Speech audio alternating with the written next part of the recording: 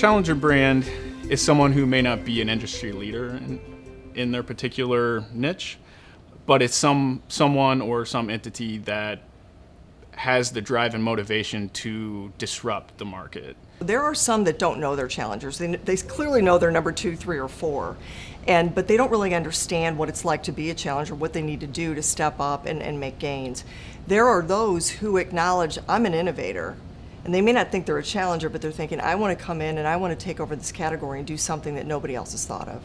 And sometimes they're not as well known, even though their value and their services and their offerings are just as good, if not better. But there are challenger brands that basically come into a category and say, I want to enter this category, but I want to be a true innovator and turn it on its ear. And so for people that don't want to wait for taxis and pay an arm and a leg, Uber, came, and now we have Lyft and so many more. It's completely changed the face of that category. And so that was a challenger coming in because nobody knew who they were.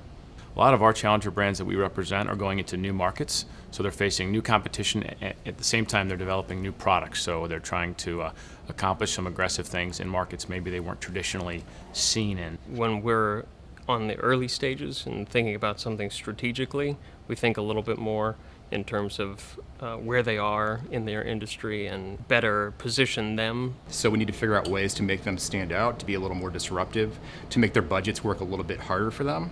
What we're talking about with disruption is really figuring out a smart way to get attention, to be known, to be heard, to have your voice more present. I think all of our processes start with research.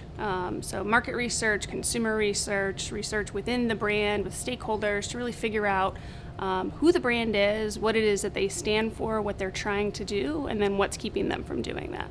It's really important to think a little bit differently when working with brands that aren't number one in their category, figuring out what that bold idea is, that differentiating idea is. Just seeking out what those opportunities are and finding whether it's a different type of media, whether it's newer technologies, or a place that we can present them in an arena that they may not have been in before. The nice thing about brands who see themselves in that sense is that they come to the table being a little more willing to take risks. Being in a challenging position opens up a lot of room for creativity, not only from a design perspective, but from a strategy perspective. I think they're meatier, harder challenges strategically, so we really have to get to know not just the markets that we currently specialize in, but we really have to understand the business and all aspects of an organization's business beyond just maybe traditional marketing.